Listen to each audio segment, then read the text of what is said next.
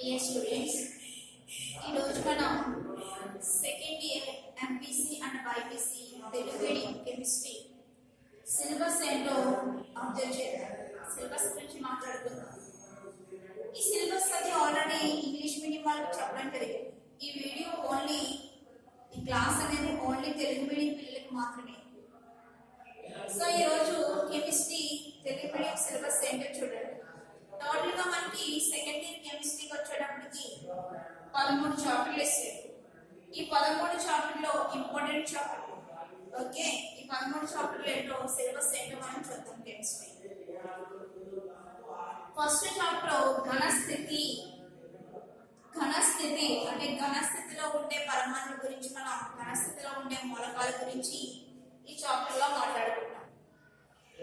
Next chapter ద్రావణాలు.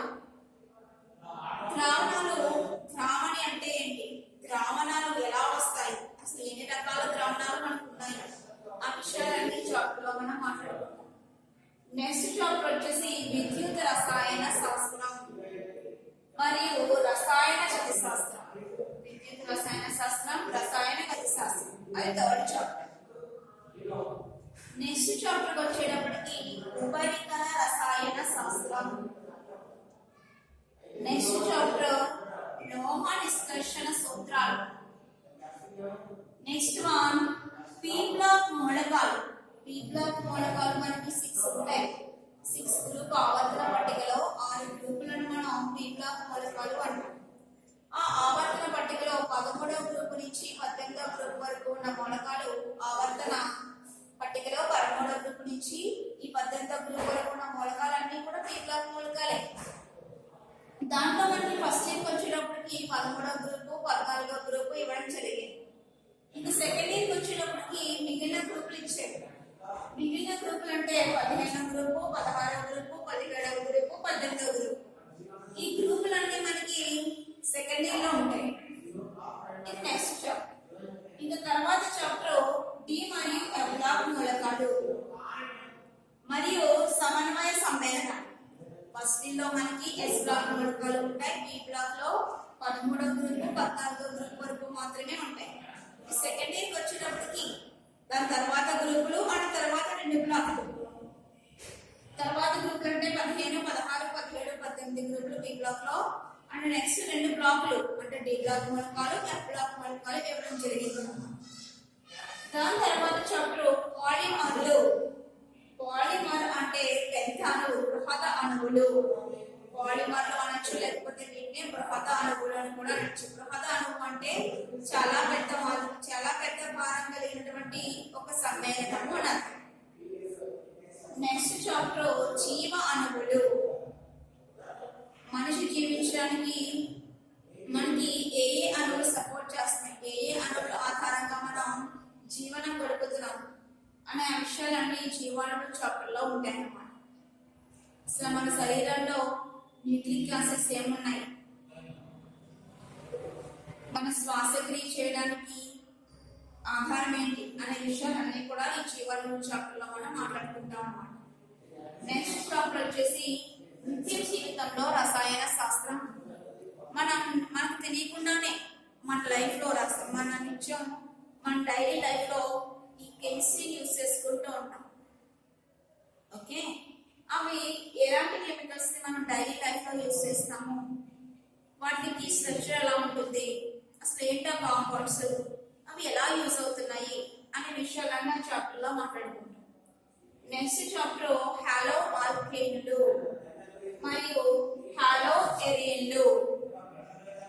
దాని తర్వాత chapter CHO అంటే కార్బను, హైడ్రోజన్, ఆక్సిజన్ కలిగిన కర్బన సమ్మేళనం. CHO కార్బను, హైడ్రోజన్, ఆక్సిజన్ కలిగిన కర్బన సమ్మేళనం. నెక్స్ట్ చాప్టర్ వచ్చేసి కార్బను, హైడ్రోజన్, నైట్రోజన్ కలిగినటువంటి కర్బన సమ్మేళనం. ఈ లాస్ట్ 3 చాప్టర్స్ అంటే 11, 12, 13 ఈ లాస్ట్ 3 చాప్టర్స్ కూడా మనకి కర్బన రసాయన శాస్త్రంలోకి వచ్చేస్తాయి. హాలో ఆల్కేన్లు, హాలో ఎరీన్లు, CHO కలిగిన కర్బన సమ్మేళనాలు, CHL కలిగిన కర్బన సమ్మేళనాలు, ఇవన్నీ కూడా మనకి ఈ లాస్ట్ 3 కూడా కర్బన రసాయన శాస్త్రంలో కాదు కానీ ఫస్ట్ ఇయర్లో ఆర్గానిక్ కెమిస్ట్రీ అంత ఇంపార్టెంట్ అని చెప్పి మనం చదువుకోం, ఎందుకంటే దాని నుంచి ఇంటర్నల్ చాయిస్ పోతుంది, ఎస్ఏ చాయిస్ లో పోతుంది, 4 కూడా చాయిస్ లో పోతుంది. కానీ సెకండ్ ఇయర్ ఆర్గానిక్ వచ్చేటప్పటికి వెరీ వెరీ ఇంపార్టెంట్ టాపిక్. దాని నుంచే మనకి ఎస్ఏ వస్తుంది, 4 వస్తుంది, 2 కూడా వస్తుంది. టోటల్ గా మనకి ఆర్గానిక్ కెమిస్ట్రీ 16 మార్క్స్ నుంచి వస్తుంది. సో ఉన్నటువంటి అన్ని సిలబస్ లోకి మనకి ఎస్ఏ వచ్చే టాపిక్స్ థర్డ్ చాప్టర్ విద్యుత్ రసాయన శాస్త్రము, రసాయన గతి శాస్త్రం. తర్వాత నెక్స్ట్ ఎస్ఏ వచ్చేది పీ బ్లాక్ మూలకాలు. ఆ తర్వాత మనకి ఎస్ఏ వచ్చే చాప్టర్స్ కర్బన రసాయన శాస్త్రం. మనకి ఎగ్జామ్ పాయింట్ ఆఫ్ వ్యూలో ఆలోచిస్తే మనకి పేపర్లో 8 మార్క్స్ క్వశ్చన్స్ ఇస్తారు. ఆ 8 మార్క్స్ వచ్చే చాప్టర్స్ ఫస్ట్ వన్ ఏమో విద్యుత్ రసాయన శాస్త్రం, సెకండ్ వచ్చేసి పీ బ్లాక్ మూలకాలు, అండ్ థర్డ్ వచ్చేసి కర్బన రసాయన శాస్త్రం.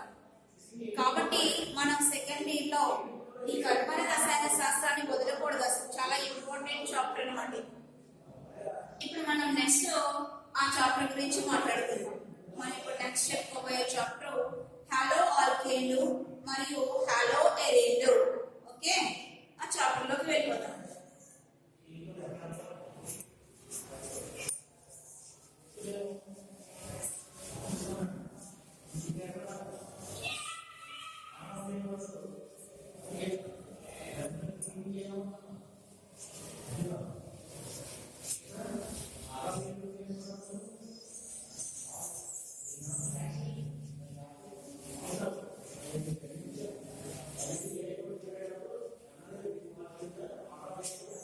నెక్స్ట్ మనం డిస్కస్ చేయబోయే చాప్టర్ కర్బన రసాయన శాస్త్రం. కర్బన రసాయన శాస్త్రంలో 3 చాప్టర్లు ఉన్నాయి, హాలో ఆల్కేన్లు, హాలో ఎరేన్లు, CHO కలిగిన కర్బన సమ్మేళనం, తర్వాత CHN కలిగినటువంటి కర్బన సమ్మేళనం. దాంట్లో ఫస్ట్ చాప్టర్ గురించి మనం మాట్లాడుకుందాం. ఫస్ట్ చాప్టర్ హాలో ఆల్కేన్లు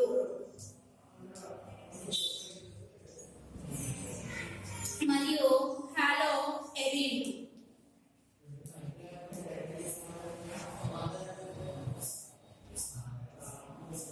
హాలో ఆల్కేన్లు మరియు హాలో ఎరీన్లు. ఫస్ట్ మనం హాలో ఆల్కేన్ అంటే ఏంటో తెలుసుకుందాం, తర్వాత హాలో ఎరీన్ అంటే ఏంటో తెలుసుకుందాం. First hollow alkane. హాలో ఆల్కేన్లు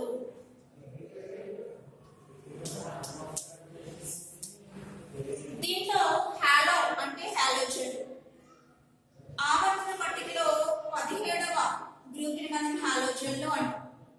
ఈ 17వ గ్రూప్ లో మనకి క్లోరిన్ ఉంటుంది, బ్రోమిన్ ఉంటుంది, అయోడిన్ ఉంటుంది, ఫ్లోరిన్ ఉంటుంది, యాస్టాటిన్ కూడా ఉంటుంది. ఇవి 17వ గ్రూప్ మూలకాలు, ఇవి హాలోజన్. ఇంకా ఆల్కేన్లు అంటే కార్బన్ కి మధ్య ఏకబంధం ఉండాలి, సింగిల్ బాండ్ ఉండాలి. సో ఏదైనా ఒక నేను ఆల్కేన్ తీసుకున్నాను, CH3 సింగిల్ బాండ్ CH3, ఇది ఆల్కేన్, ఇది వచ్చేసి ఆల్కేన్. ఇవి హాలోజన్.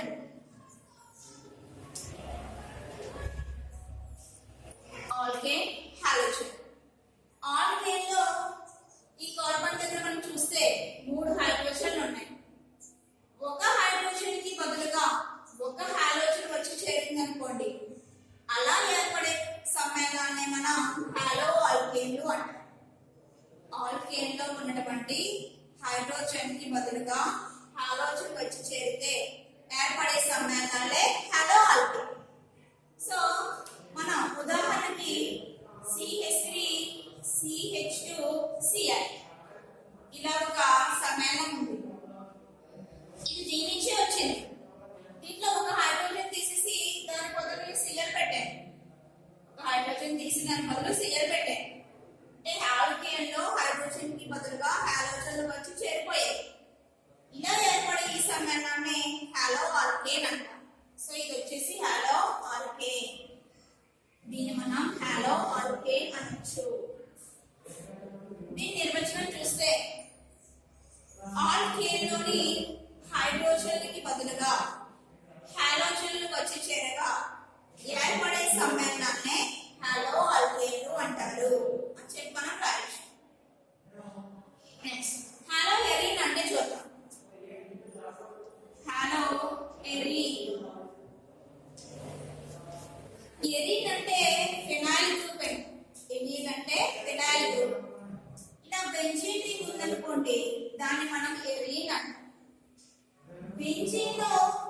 ఉన్నటువంటి హైడ్రోజన్ కి బదులుగా బెంజీన్ లో ఉన్నటువంటి హైడ్రోజన్ లో ఒక హైడ్రోజన్ కి బదులుగా ఒక హైడ్రోజన్ వచ్చి ఆడైతే వచ్చి చేరిపోతే దాన్ని మనం హాలో ఎరీన్ అంటాం.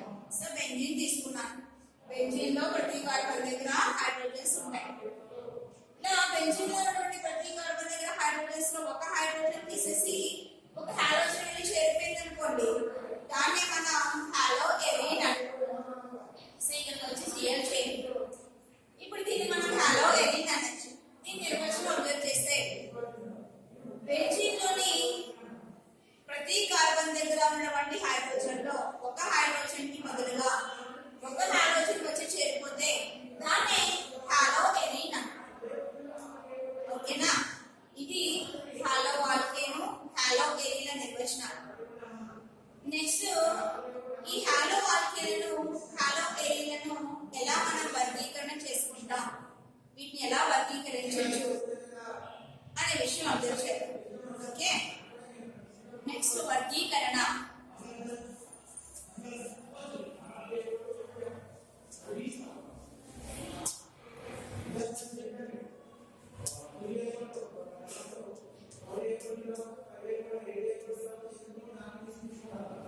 వర్గీకరణ మనం మూడు ఇంటి మీద ఆధారపడి చేస్తాను.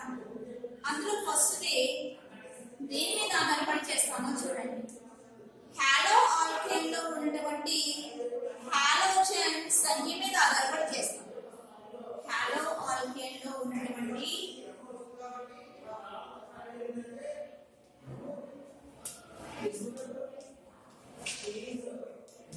హాలో ఆల్కేన్ లో ఉన్నటువంటి హాలోజన్ ల సంఖ్య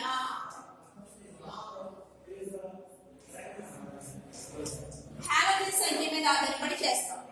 ఉదాహరణకి ఒక సమయానికి హాలో ఆల్కేన్ చూద్దాం. ఇలా ఒక హాలో ఆల్కేన్ ఉంది, CH3 CH2 Cl. ఇలా ఒక హాలో ఆల్కేన్ ఉంది. ఈ హాలో ఆల్కేన్ లో ఒకే ఒక హాలోజన్ ఉంది, అందుకని దీన్ని ఏక హాలోజన్ కాంపౌండ్ అంటాం, లేకపోతే మోనో హాలోజన్ కాంపౌండ్ అంటాం, ఏక హాలోజన్ సమ్మేళనం అంటాం. ఇలా కాంపౌండ్ ఉంది, CH2 Cl Cl. ఇలా ఒక సమ్మేళనం ఉంది. ఈ సమ్మేళనంలో మనం చూస్తే రెండు హాలోజన్లు ఉన్నాయి దీంట్లో. సో దీని పేరు ద్వితీయ హాలోజన్ సమ్మేళనం. ఇది ఏక హాలోజన్ సమ్మేళనము, ఇదేమో ద్వితీయ హాలోజన్ సమ్మేళనం. ఇలా హాలోజన్ సంఖ్య మీద ఆధారపడి ఒకటే ఉంటే దాన్ని ఏకాంత హాలోజన్ సమ్మేళనం అంటాం, రెండు ఉంటే ద్వి హాలోజన్ సమ్మేళనం అంటాం. ఇది మొదటి వర్గీకరణ. రెండవ రకం వర్గీకరణ చూద్దాం.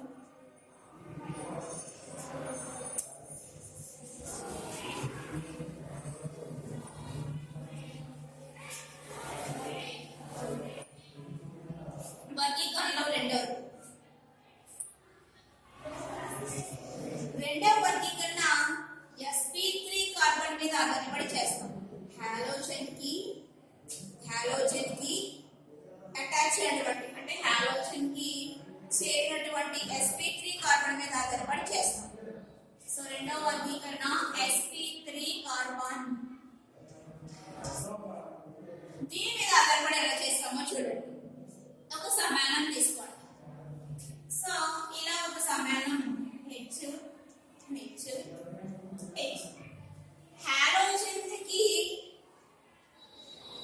హాలోజన్ కి వచ్చి చేరినటువంటి కార్బన్ మనం అబ్జర్వ్ చేయాలి. సో ఇది హాలోజన్, దీనికి అటాచ్ అయినటువంటి కార్బన్ ఇది. ఈ కార్బన్ దగ్గర ఏ సంకరీకరణం జరుగుతుందో మనం చూసుకోవాలి. సంకరీకరణ కార్బన్ చుట్టూ అన్ని సింగిల్ బాండ్స్ ఉంటే sp3 సంకరీకరణలో ఈ కార్బన్ పాల్గొంటుంది. కార్బన్ పక్కన ఒక డబుల్ బాండ్ కార్బన్ ఉన్న ఈ కార్బన్ sp2 సంకరీకరణలో పాల్గొంటుంది. కార్బన్ అటాచ్ ఒక ట్రిపుల్ బాండ్ ఉన్న ఈ కార్బన్ sp సంకరీకరణలో పాల్గొంటుంది. సో ఈ కార్బన్ ని గమనిస్తాను. గమనించినప్పుడు దాని చుట్టూ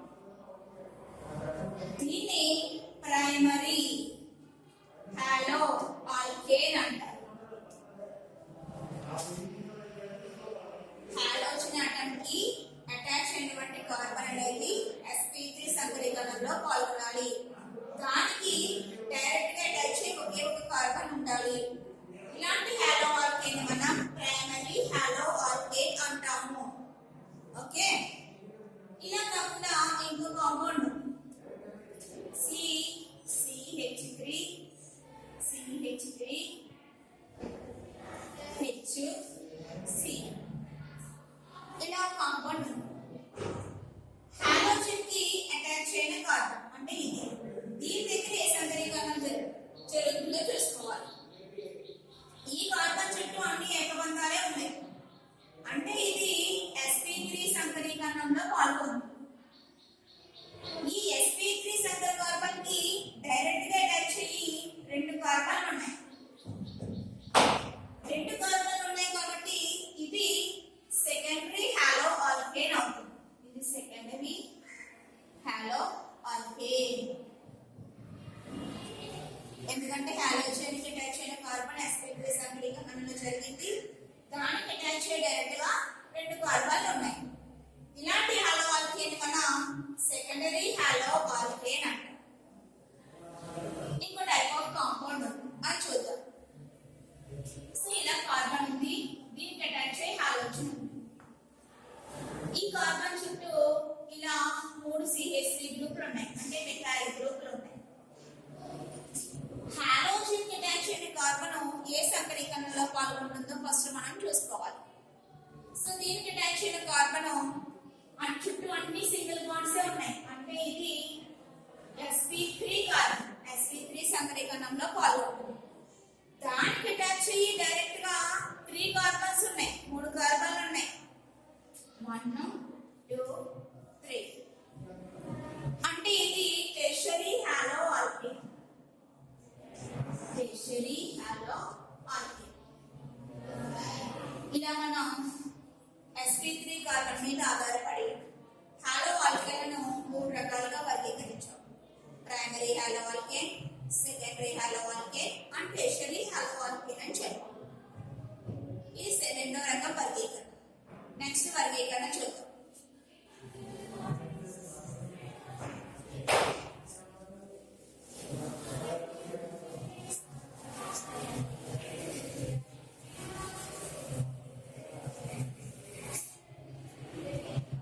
నెక్స్ట్ వర్గీకరణ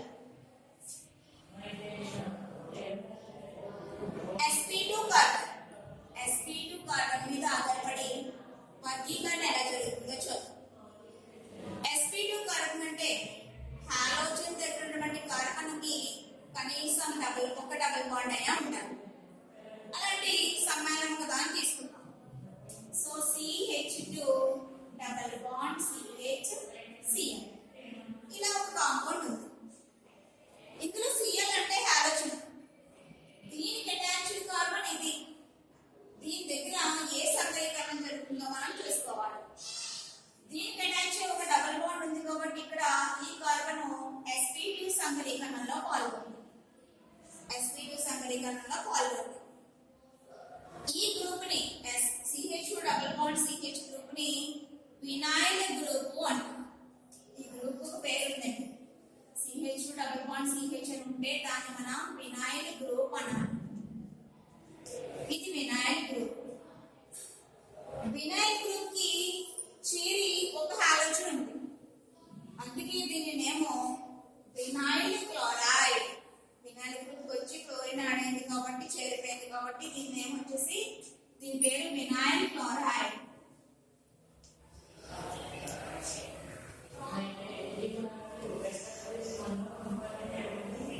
sp2 కార్బన్ మీద ఆధారపడి ఫస్ట్ వర్గీకరణ వినైల్ క్లోరైడ్ చేసుకున్నాం.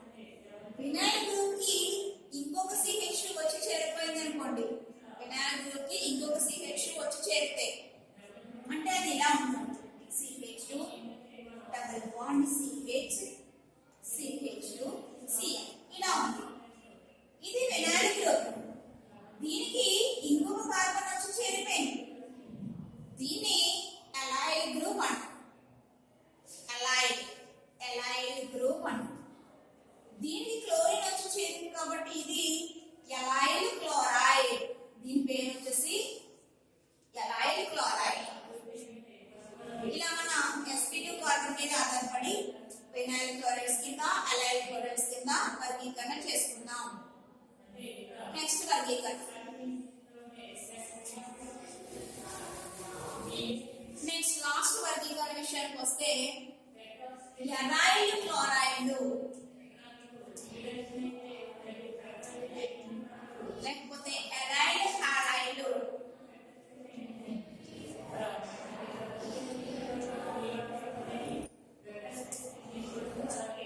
ఆల్రెడీ చెప్పాను ఎరైల్ గ్రూప్ అంటే బెంజీన్ గ్రూప్ దానికి హాలోజన్ వచ్చి చేరింది అనుకోండి వాటిని ఏమన్నా ఎరైల్ హాలైడ్లు అంటాం సో ఎరైల్ గ్రూప్ అంటే ఫినైల్ గ్రూప్ ఇలా ఉంది దీన్ని ఎరైల్ అంటాం దీనికి వచ్చి హాలోజన్ చేరితే దాన్ని మనం ఎరైల్ హాలైడ్ అంటాం ఓకే రెండవ వర్గీకరణ బెంజైల్ హాలైడ్